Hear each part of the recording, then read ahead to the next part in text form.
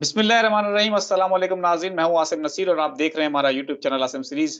नाज़रीन मेरे साथ मौजूद है मशहूर और मारूफ एस्ट्रोलॉजर, बिज़नेस कंसल्टेंट और इस्लामिक स्कॉलर मोहम्मद उसामा अली, जिनका व्हाट्सएप नंबर हमारी स्क्रीन पर मौजूद है। अगर आपको राब्ता करना है तो नीचे दिए गए नंबर पे राब्ता कर सकते हैं। इसके अलावा जिसने अभी तक हमारे चैनल को सब्सक्राइब नहीं किया तो बराए मेहरबानी हमारे चैनल को सब्सक्राइब भी कर दें। अस्सलाम वालेकुम उसामा साहब, क्या हाल है? कैसे हैं आप? जी, वालेकुम अस्सलाम, मैं खैरियत से हूँ, आप सुनाएँ क्या हाल है? अल्लाह ताला का बड़ा करम है उसामा साहब। अच्छा उसामा साहब, आपने हमेशा काफ़ी दिन हो गए एक बड़ा ज़ोर दे रहे हैं कि अप्रैल जो है वो बहुत ही खतरनाक होगा, बहुत कुछ तब्दीलियाँ देखेंगे आप। हमें देखने वाले जो व्यूअर्स हैं वो भी बड़े परेशान हो जाते हैं। इवन कि आज तो मेरी वालदा से मेरी बात हुई तो वो भी मुझे कह रही थी कि उसामा क्या डरा रहा है लोगों को, अप्रैल में ऐसा क्या होने वाला है? आसिम ज़रा खुल के बताओ। तो मैंने कहा अम्मी अब देखें दुआ करें, हालात तो मुल्क के वाक़ई ख़राब हैं। अब जो है अप्रैल के महीने में सूरज ग्रहण भी आ रहा है। तो एक तो हमारे देखने वालों को बता दें, थोड़े-से वो खौफ़ज़दा हैं, उस हवाले से भी थोड़ा-सा गाइड कर दें। दूसरा सूरज ग्रहण जो आ रहा है, इसके कितने आप असरात देख रहे हैं और किस तरह के असरात देख रहे हैं और ये सूरज ग्रहण किस तारीख को लगेगा? बिस्मिल्लाहिर्रहमानिर्रहीम, अल्लाहुम्मा सल्लि अला मुहम्मद व अला आले मोहम्मद। सबसे पहले तो इंतहाई आज एक सोगवार दिन है, जब हम समझते हैं कि दुनिया का सबसे जरी मर्द जो है शहीद कर दिया गया और उसकी शहादत इतनी आज भी हज़ारों, लाखों, करोड़ों लोग उससे वाकिफ़ हैं और हज़ारों, करोड़ों, लाखों ही नावाकिफ़ हैं।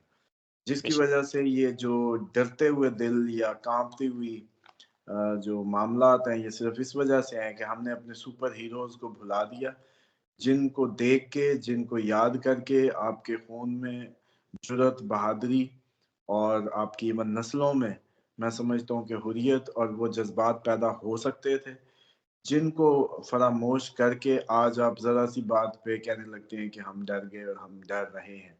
जबकि ये सिर्फ़ मादा की बात है, यकीन जानिए उन हस्तियों ने करिश्मा ऐसा दिखाया कि फ़रिश्ते मबहूत होके वो मंज़र देखते रहे। वो बदर हो, वो उहद हो, वो खैबर हो, फ़ाते खैबर आज भी यहूदियों को याद है। वो आज भी बेशक। कहते हैं कि हम खैबर नहीं भूले, अपने आज भी उन्होंने बैनर्स उठाए होते हैं।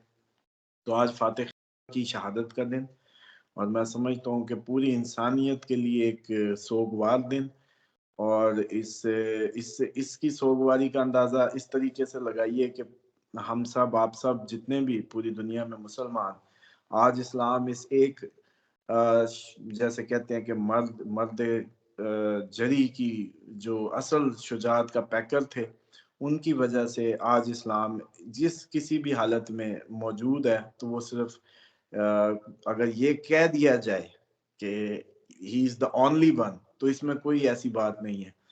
क्यों? क्योंकि ओहद से लेके अगर किसी को ये बात बुरी लगे या किसी को समझ ना आए, क्योंकि अब देखें हमारे अलूम में डिफरेंट स्टोरीज़ हैं, तो वो जाके ओहद को अच्छे से पढ़ ले, कुरान में उसकी जैसे कहते हैं कि जब नबी पाक सल्लल्लाहु अलैहि वसल्लम पीछे से बुला रहे थे कि किधर दौड़े जाते हो, तो वो किनसे मुखातिब थे और ये जो शाह मर्दां का लक़ब लेने वाला जो एक बहादुर है, ये कहाँ था उस वक़्त? और ये 30 दिन के 40 दिन के मुहासरा जब खैबर का हुआ तो उस वक़्त कहाँ था ये? और फिर वो फ़तह कैसे हुई? तो थोड़ा-सा हिस्ट्री में जाएँ और फिर खंदक देखें और जितने भी असबाब हैं। बहरहाल ये बहुत ज़रूरी नोट था आज के दिन की मुनासबत से। उसके बाद बेशक। हम बात करेंगे कि सोलर इक्लिप्स जो है वो सर सबसे पहले तो आज तो हम सिर्फ़ प्लैनेट्स पे बात करेंगे कि किस ज़ोडिएक साइन पे इसके क्या इम्पैक्ट है। नेक्स्ट वीडियो में इसको देख लेंगे, कंट्री वाइज़ हम अलहदा से इसको बयान करेंगे और वो मैंने इतनी क्या कहते हैं वो डरावनी खबरें सुना-सुना के मैंने कोशिश की है कुछ अच्छा निकालने की, कि चलो ये ना हो कि वो कोई लॉर्ड ऑफ डूम से लेके कोई डूमडे पंडित और पता नहीं क्या कुछ मिल गया खिताबात में, तो उससे बेहतर है कि चलें आज एरीज़ से शुरू करूँ। Aries Imran Khan, Aries for the Aries is good, ये अच्छा रहेगा। पोजीशन भी बेहतर रहेगी, काम की जगह पे, वर्क प्लेस पे, प्यार के मामलात में भी बेहतरी आएगी और एक स्पिरिट होगा अचीव करने का अपने गोल्स को, एरीज़ के लिए। और इसी तरीके से चेंज भी कोई वही जो रीलोकेशन वाली जो है वो यहाँ में इंडिकेशन एक दफ़ा दोबारा है, लेकिन वो अच्छा चेंज होगा, ये अच्छी खबर है।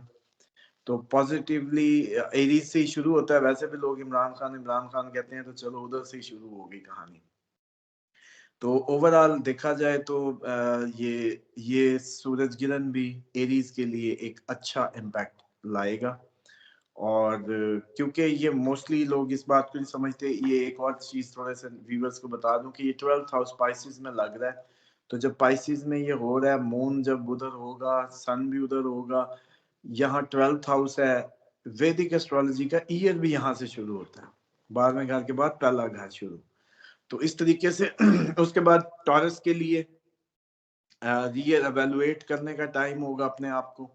वो अपने आप को दोबारा से रीवैल्यूएट करेंगे, अपनी कैपेसिटीज को, अपने सोच विचार करते नजर आते हैं। उसके बाद ये है कि इनको अपनी वैल्यूज पे, जो इनकी वैल्यू है उस पर ट्रस्ट करना है, थोड़ा सा कॉन्फिडेंस लूज नहीं करना। और अगर इन्होंने अपने ट्रस्ट किया एतमाद किया अपनी वैल्यू पे, तो इनको अपनी कद्र कीमत का उस तरीके से अंदाजा नहीं होता या कर पाते। तो फिर ये अपने मसाइल में, जैसे कहते हैं, इश्यूज को हल करने में कामयाब होंगे। उसके बाद जेमिनी की बात करें, ये अच्छे न्यू प्रोस्पेक्टिव एक्सप्लोर करते नजर आते हैं इस सूरज गिरहन के नतीजे में। इंटेलेक्चुअल ग्रोथ भी होगी, क्रिएटिविटी में भी इजाफा होगा, वर्सटैलिटी भी जैसे कहते हैं कि अपने अरूज पे होगी। तो जेमिनी के लिए भी ये एक अच्छा सूरज ग्रहण जो है अच्छे इम्पैक्ट्स ला रहा है। उसके बाद कैंसर का है कि कैंसेरियंस के लिए सेल्फ अवेयरनेस का मामला मद्देनजर रहेगा। वो भी टॉरस की तरह सेल्फ अवेयरनेस, सेल्फ एवेल्युएशन में नजर आते हैं। और इस तरह हो सकता है कि पुराने जख्म जो थे, जो वो भरें, उनको हील अप मिले इसके नतीजे में। और एक ट्रांसफॉर्मेशन का अमल भी होगा, लेकिन for the positive, for the good change. Cancerians के लिए एक अच्छी तब्दीली का चांस बनेगा और ये अच्छा है। ल्यू के लिए एक अंदर रोशनी फूटेगी, क्योंकि ल्यू का ये पिछला बीमारी शिमारी का मामला गुजरा मार्च में। अप्रैल से ये सूरज ग्रहण जो है ल्यू के लिए थोड़ा सा उनके अंदर एक रोशनी निकलेगी, जो उनके अंदर के अंधेरे जो पिछले दिनों को छा गए थे उनको खत्म करने में कामयाब होगी।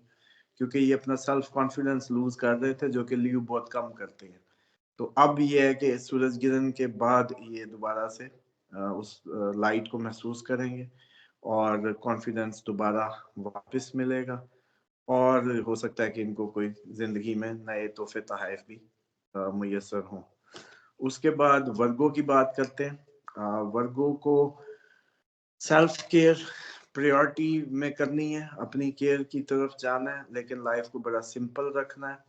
और क्योंकि ये बिल्कुल सामने लग रहा है पाइसिस में और उसके अपोजिट वर्गो है, तो इनको थोड़ा सा कामनेस जैसे कहते हैं इम्प्रूव करनी है। और इनको भी अपनी सेल्फ केयर की तरफ ज़रा फोकस करना है।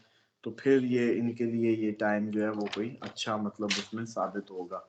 लिब्रा को रिलेशनशिप्स में इशू आ सकते हैं, वो अपनी इसको रिकंसीडर करेंगे रिलेशनशिप्स को, और अपनी कोई हेल्दी रूटीन्स को बनाएं। और उसमें यह है कि अगर इन्होंने अपनी रूटीन पे फोकस ना किया तो काफ़ी डिस्टर्बेंस मिल सकती है इनको। तो इनको हेल्दी अपनी एक्टिविटीज़ या हेल्दी थिंग्स को जैसे कहते हैं फोकस में रखना। और अपने जो दोबारा से जैसे कहते हैं ना रिलेशनशिप्स को दोबारा से रिपेयर करते नजर आते हैं। स्कॉर्पियंस के लिए ट्रांसफॉर्मेशन होगा। ये ऐसा टाइम होगा कि वो अपने आप को बदलेंगे, अपने लाइफस्टाइल को बदलेंगे, रिलोकेशन, जॉब, बिजनेस, हर चीज से मतलब ओवरऑल जिंदगी में ही एक तब्दीली मुतवक्की है इसके बाद। और एक बहुत बड़ी तब्दीली के एज पे खड़े हैं और ये तब्दील हो जाएंगे, ऐसा चांसेस है। और इनकी इनर स्ट्रेंथ भी बढ़ेगी। उसके बाद सैजिटेरियस है, ये अपना हराइजन जो है ये बढ़ा सकेंगे। इसके बाद अपना उफक जो है इस पे एक्सपेंशन ले सकते हैं। ये भी खुद आगाही हासिल कर पाएंगे इस टाइम में, एडवेंचरस हो जाएंगे और कुछ नया और अननोन मिलने के चांसेस होंगे लाइफ में इनको। इसके बाद कैप्रिकॉर्न की बात करें तो ये भी अपने इनको भी गोल्स जो है रीडिफाइन करने पड़ेंगे इसके बाद।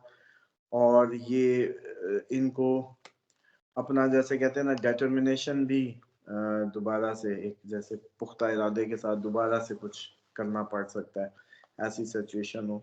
और इनको नए मतलब मिसाल के तौर पे पिछला काम कर रहे थे या कोई गोल्स थे जिसके पीछे भागे फिर रहे थे, तो इन्होंने अचानक कहा चलो भी छोड़ो ये, अब नया काम करते हैं।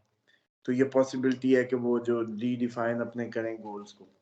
उसके बाद अगर बात करें एक्वेरियस की, इनमें भी एक तब्दीली को महसूस किया जाएगा। ये भी कुछ नए इनोवेटिव किस्म की तब्दीलियां करेंगे अपनी ज़िंदगी में, अपने मामलात में।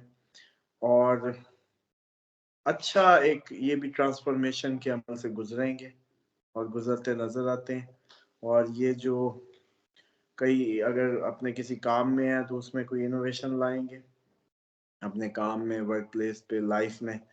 और इसी के बाद अगर बात करें लास्ट पाइसिस की, तो पाइसिस को क्योंकि ये पाइसिस में हो रहा है, तो पाइसिस इसका इफेक्टिव बस इस हद तक है कि ये देखें मादे को जब भी गजन लगती है तो रूहानियत का कवर मिलता है।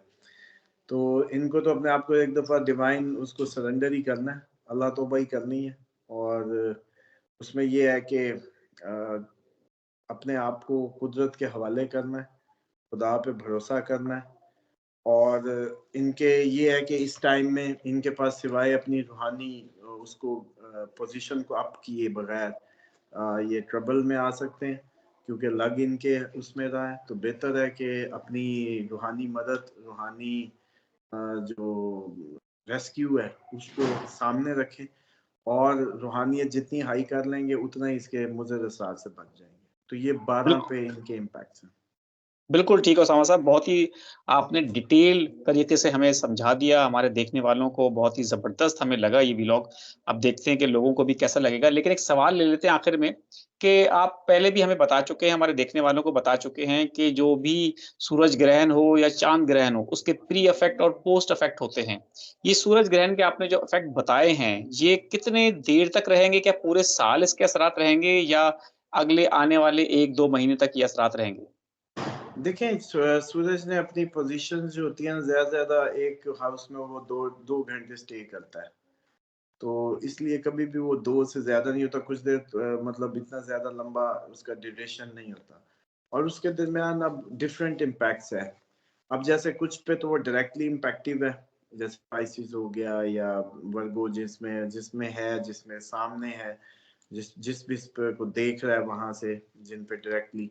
तो कुछ ऐसे आपके सामने ही था जिन पे अच्छा है, जैसे एरीज बिल्कुल साथ नेबरहुड में फर्स्ट साइन है, लेकिन उसको कोई फर्क नहीं है, लेकिन सामने वालों को देख रहा है तो हिट मार रहा था।